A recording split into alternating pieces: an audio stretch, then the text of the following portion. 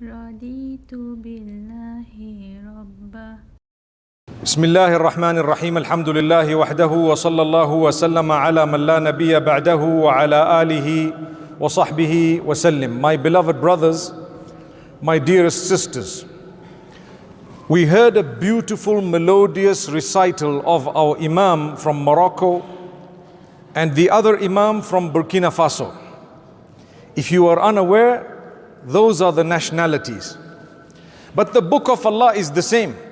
Whether they are in Burkina Faso or in Morocco or in South Africa or in Zimbabwe or anywhere else in the world, the word of Allah is unique and it is amazing. You may not be able to communicate with one another, but you will immediately know that this is a recital of the Quran, and if there is a mistake in the recitation of the Imam, many of those behind the Imam would pick it up instantly. That's a miracle of the Quran.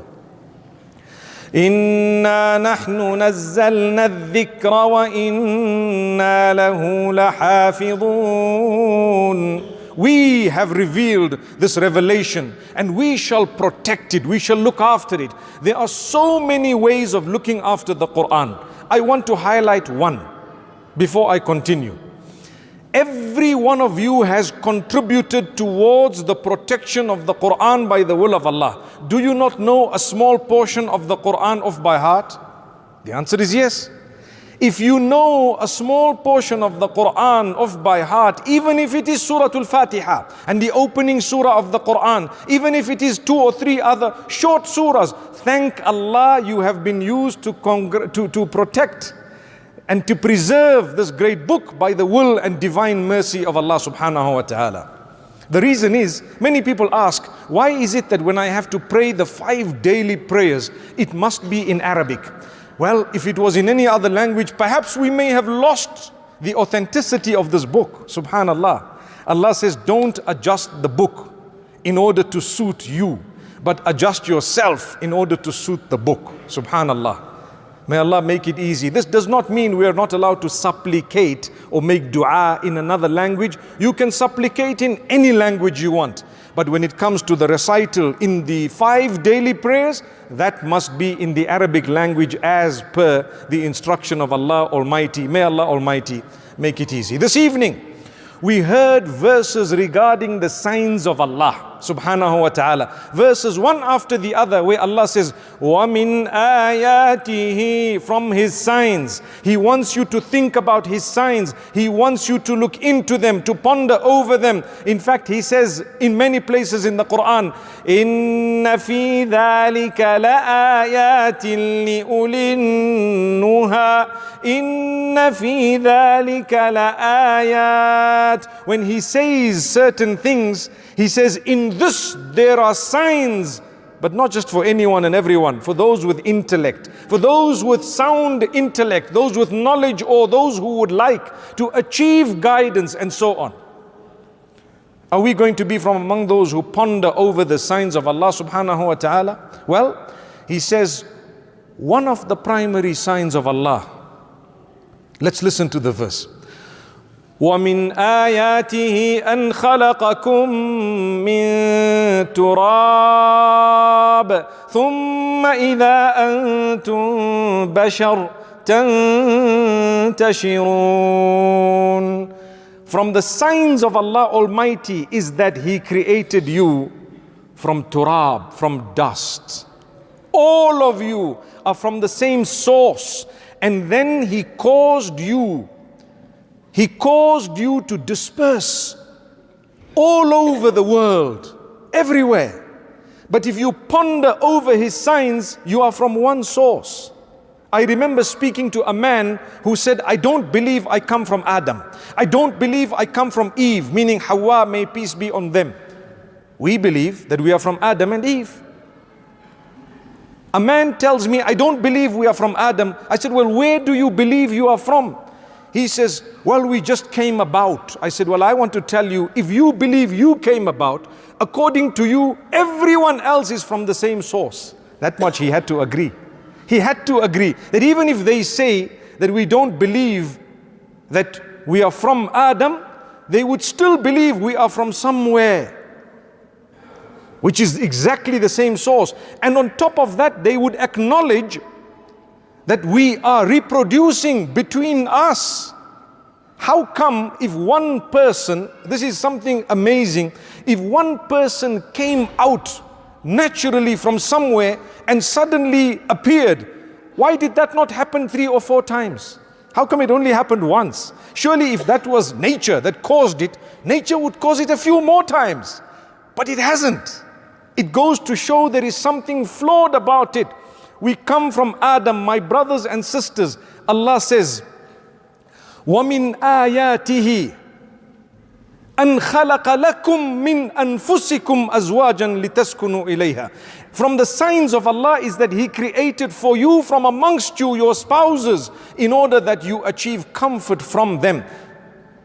And He has immediately, as soon as you get married, Allah says there is a special mawadda and rahmah that He puts. There is a special love and mercy between you that He puts. That's Allah subhanahu wa ta'ala.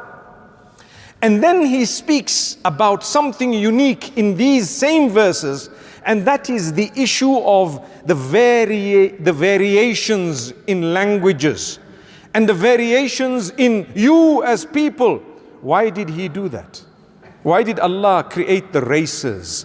Why did Allah create the different types of people who speak different languages from different cultures, and different languages from different parts of the world, different dialects of the same language? Why did Allah do that? Do you know the reason? The true reason is in order that you become acquainted with one another. That's why in another verse in Surah Al-Hujurat, Allah Almighty says, وَجَعَلْنَاكُمْ شُعُوبًا وَقَبَائِلَ لِتَعَارَفُوا. We have created you into various tribes and peoples in order that you get to know one another, acquainted with one another.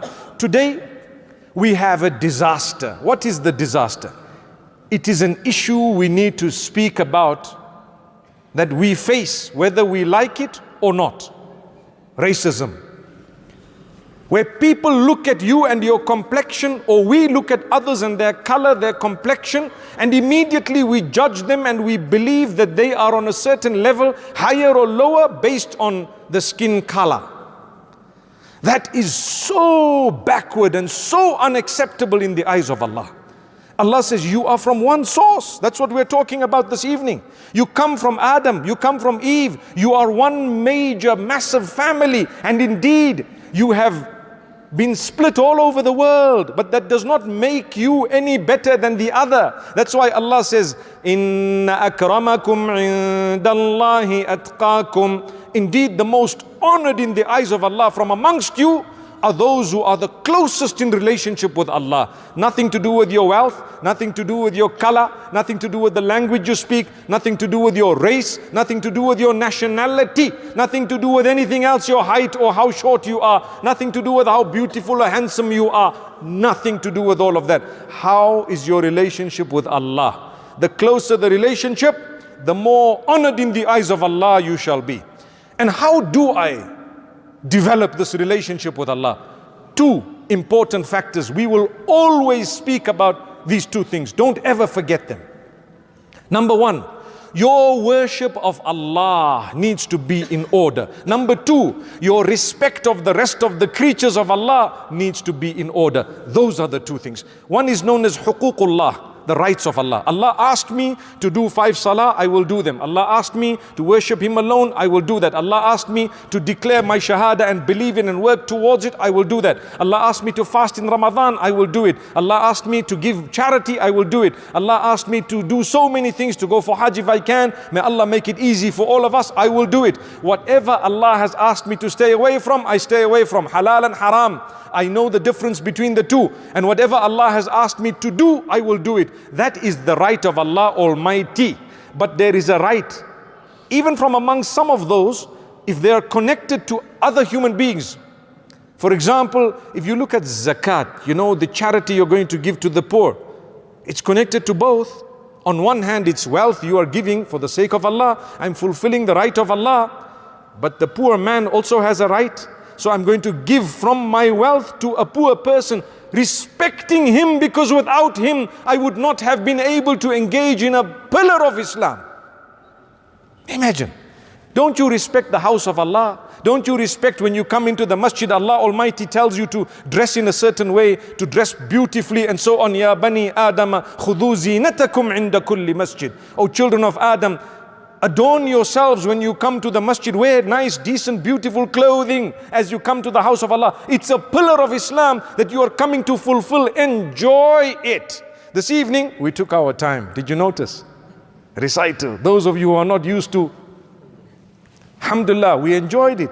You are supposed to enjoy it. The term Taraweeh has in it Raha. Raha means, hey, I'm supposed to be relaxed, calm. Not that I'm on edge and I'm standing and wondering, this guy's taking too long. This guy's actually reading a bit. This guy's, relax, calm down, take it easy. It's a voluntary prayer. Enjoy your connection with Allah. I want to tell you, in the same way we respect the house of Allah, more than that we should be respecting one another. And we respect those who are poor, because through them Allah has allowed us to fulfill one of the great pillars of Islam known as zakat. There will come a time close to Qiyamah, according to one narration, that wealth will be everywhere and you won't find a poor person to give a charity. Imagine what will happen. When I was sitting a few years ago and talking about it, some of the youngsters came to me and said, hey, make dua, the time comes quick, man. We need some money, man. You know, subhanAllah. I said, are you sure that's going to happen? People are going to be rich. I said, everyone's going to be rich. When is that coming? That is a disaster, because Wallahu faddala ba'dakum ala ba'din fir rizq. Allah says He has given virtue and favor to some above others in wealth. And you know what it's for? To test you. Does it make you arrogant? Do you think now you're a big deal? Do you respect the other people? When you give, do you give with humility and respect? Or do you give and you still have a chip on your shoulder? Change that. Change that. Because I tell you, all of this is connected. The racism one hand, and this pride on the other hand, and the issue of maltreatment of those who are perhaps on a lower financial level than you. That should not be. In Islam we are equal. An-nasu sawasiya ka asnanil misht. We're all equal. The people are similar as the teeth of a comb. I know some of the muhaddithin have spoken about the hadith, but I want to just draw it as an example to say, we are equal. We have access to Allah. Talk to people no matter who they are. Give them a face that is filled with a beautiful expression, and Allah will give you paradise.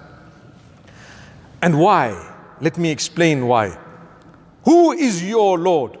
Is it not Allah? Who made you? Is it not Allah? Are you not trying to please Allah? Well, if you want to please Allah, that same Allah has made other creatures that are dear to Him as well. He put them on earth with you at the same time, not for nothing. If you really love Allah and you believe in Allah and you really believe that you are going to go back to Allah, you would treat with respect every other thing that the same Allah has created, and that's when you become close to Allah. How can I be close to you and something dear to you is not dear to me? Then I'm not close to you. When you're dear to someone, whatever is dear to them is dear to you, because that's it.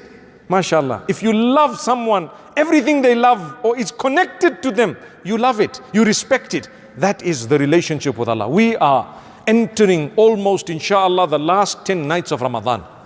I ask Allah Almighty to help us to change in a beautiful way. We need the ummah to come together. We need to respect each other. That does not mean we're going to think the same. It's impossible to think the same. We will have differences of opinion. We may differ sometimes strongly in certain matters. It does not mean I don't love you and I don't care for you. And it does not mean I would not stand up to defend you wherever you were being attacked unjustly. Or if someone were to physically harm you, I would get up and make sure that I put my life at risk in order to save you, because the Quran says, وَمَنْ أَحْيَاهَا فَكَأَنَّمَا أَحْيَا النَّاسَ جَمِيعًا. Whoever saves one soul is equivalent to having saved entire humanity. For that reason, I'm going to strive. So when we look at each other, my brothers, my sisters, look at each other with an eye of love, bearing Allah in mind. You're not trying to please Allah? Yes, I am. Well then, here's a little child walking up, subhanallah. This is an innocent child coming and probably will come to sit somewhere. Here, let's watch and see. But I want to tell you something. As the child comes up, there are different ways we could react. And if we were to react, we either look at the child with the eye of love, and mashallah, it looks like the child is the child of our Imam, alhamdulillah. And such a beautiful child, may Allah bless. Some people would get agitated, irritated, and make a big noise and a scene about it as though there was no end to it. That's because there's something wrong with you and your heart and your eyes. Children are just children. I wouldn't be surprised if they screamed and yelled, subhanallah. Look at them with the eye of love. At the time of the Prophet ﷺ, he used to shorten his prayer sometimes when there was noise of children in the background.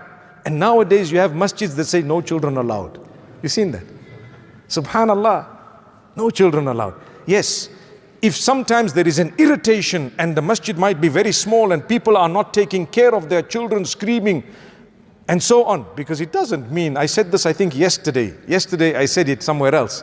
I was in Medina Munawwara yesterday, and I remember saying that if, for example, the child is crying, it does not mean, mashallah, if you are the mother or the father, do something about it, because it doesn't mean now that the Prophet ﷺ said, you know what, let him cry, it's okay, let him cry. In fact, pinch him a bit more, let him scream a little bit, the Imam will at least, finish his salah. No.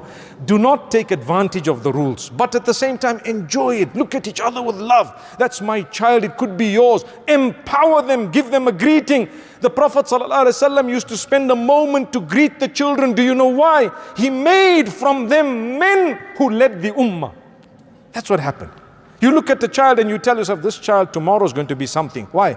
We all gave importance to the child. But the minute you say, hey, get out, and so on, you belittle them. They subhanallah, they begin to worry about themselves and about you, and they start shaking. Who's going to lead the ummah here?